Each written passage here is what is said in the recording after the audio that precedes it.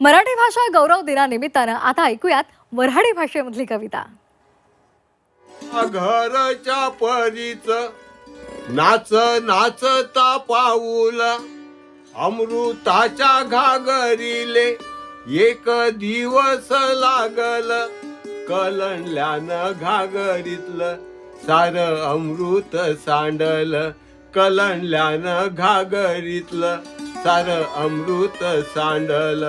थेंबा थेंबातून त्याच्या आले मराठीचे बोल